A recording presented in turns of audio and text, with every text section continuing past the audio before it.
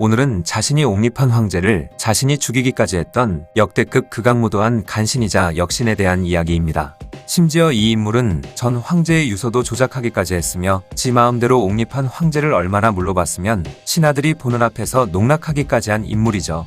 오늘 이야기할 인물은 바로 진시황제가 세웠던 진나라의 환관 조고입니다.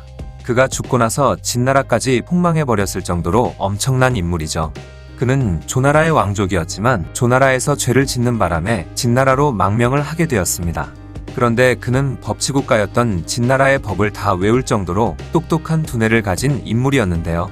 진시황제는 그가 훌륭한 인재라는 것을 알고 있었기에 그를 등용해 환관으로 삼았죠.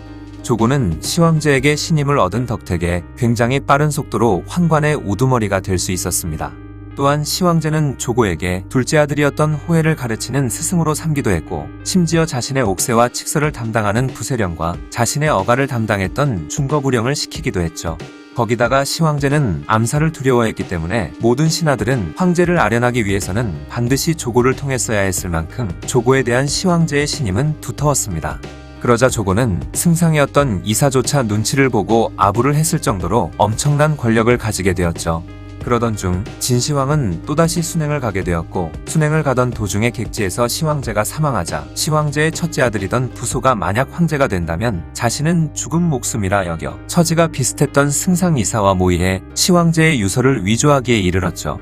조고는 시황제의 둘째 아들인 호해를 설득했고 조작된 유서를 부소에게 보내게 되었습니다. 조고가 보낸 시황제의 유서를 받아든 부소는 자결하라는 내용의 유서를 보고 울면서 자결을 하게 되었고, 그리고 나서 몽영과 몽해, 그리고 개국 공신이던 풍겁, 풍거질 등 자신의 신변에 위협이 될 신하들은 모조리 숙청해버린 뒤 호해를 다음 황제로 옹립하게 되었죠. 그렇게 진나라는 호해와 조고의 세상이 되고 만 것입니다. 호해를 제위에 앉힌 조고는 호해를 부추겨 제위를 위협할 만한 그의 형제들 20여 명도 모조리 숙청하도록 시켰고, 술과 여자, 향락에 빠지게 만들었죠. 당시 호해에게 조고는 거의 정신적 지주격이었는데요.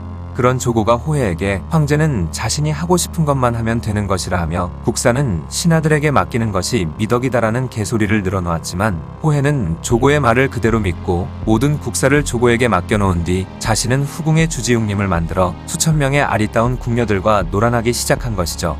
또한 진시황제 때부터 엄청난 폭정에 시달린 백성들은 호해가 황제가 된 이후로 이제는 호해와 조고가 더 미쳐 날뛰는 바람에 더욱 먹고 살기가 힘들어져 전국에서 반란이 일어나는 지경이었습니다.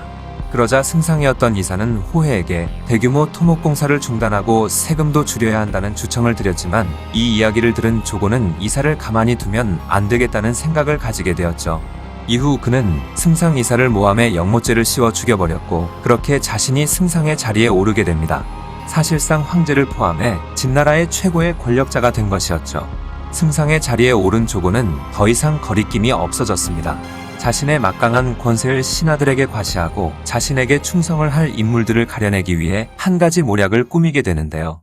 호해와 모든 신하들이 모인 자리에 사슴 한 마리를 데려와 황제에게 소인이 말을 준비했습니다 라고 하는 것이었죠. 그러자 호해는 이건 사슴인데 왜 말이라고 하냐며 웃자 여러 신하들도 따라 웃기 시작했습니다. 그러자 조고는 정색을 하며 이것은 사슴이 아니라 말이라고 하면서 주위 신하들에게 이것이 사슴이냐 말이냐 하고 묻는 것이었죠. 조고의 권력을 두려워한 신하들은 사슴을 보고 말이라고 했고, 그러자 호해도 역시 겁을 먹고 다들 말이라고 하는 거 보면 말인가 보다 했으며 끝까지 사슴이라고 말한 신하들은 결국 조고의 손에 죽임을 당하고 말았습니다. 이때 탄생한 사자성어가 바로 지록이마이죠. 조정의 피바람이 휩쓸고 간 이후로 조고의 말에 토를 달거나 반대하는 사람은 단 한 사람도 없게 되었습니다. 하지만 여전히 전국에서는 반란이 들끓고 있었고 여러 장군들에 의해 겨우겨우 제압되고 있었죠. 그러나 결국 유방, 항우 등의 세력들이 진나라의 수도 함양을 향해 진격해 들어오면서 상황은 급박해지기 시작했습니다. 계속해서 혼란한 상황을 호해에게 숨기고 있던 조고는 결국 호해에게 의심을 사게 되었고, 더 이상 물러설 곳이 없어진 조고는 호해를 죽인 뒤 유방에게는 진나라를 넘겨주고 자신은 조나라를 먹으려는 생각을 가지게 되었으며, 사위이던 염락을 시켜 호해를 죽이라고 시키기까지 했죠. 염락은 그렇게 병사를 이끌고 황궁을 포위한 뒤 호해에게 자결할 것을 강요하였고, 결국 호해는 비참한 최후를 맞이하게 되었습니다. 그렇게 호해는 중국 역사상 최초로 신하에게 시해당한 황제가 된 것이죠. 조고는 유방에게 서신을 보내 조나라를 떼어달라고 했지만 조고를 믿지 못한 유방은 거절해버렸고 조고의 입장만 곤란해져 버렸습니다. 다른 황제를 옹립하려 했지만 이미 호해와 조고에게 시황제의 자식들은 대부분 죽임을 당했었기 때문에 하는 수 없이 자신이 자결시켰었던 부소의 아들 자영을 다음 황제로 옹립한 뒤 자신이 뒤에서 조종하려고 했지만 자영이 제위에 오르는 것을 거부하고 말았고 그를 강제로라도 황제로 옹립하기 위해 직접 자영의 집으로 찾아갔다가 그곳에 매복하고 있던 자영의 부하인 한담에게 암살당하고 말았죠. 진나라에서 황제보다 더 강한 권력을 휘두르던 조고도 그렇게 비참한 최후를 맞이한 것입니다. 아무튼 그때 항우와 유방의 병사들은 진나라 수도 함양의 코앞까지 와 있는 상황이었고 45일 동안 저항을 해보긴 했지만 실패해 결국 자영은 항우에 의해 죽임을 당하고 진나라의 왕족은 멸족당했으며 함양은 불바다가 되고 말았습니다. 또한 조고의 가문 역시 풍비박산이 났고 가족 전체가 멸족당하고 말았죠. 황관의 위치에서 온갖 모략을 일삼아 결국 승상의 위치까지 올랐고 황제까지 마음대로 휘두르던 간신 조고로 인해 결국 진나라가 멸망하기까지 한 것입니다. 여태껏 최악의 간신이라고 일컬어지던 십상시, 황후, 위충현 등도 비록 나라를 개판만들긴 했지만 자신이 모시던 황제를 시해하지는 않았기 때문에 조고는 역사상 최악의 간신 또는 역신으로 불리기엔 한치의 모자람도 없어 보이네요. 시황제가 총애하던 황관이자 중국 역사상 최악의 간신 조고에 대한 이야기였습니다. 영상을 봐주셔서 감사합니다. 더 재미있고 유익한 영상으로 다시 찾아뵙겠습니다.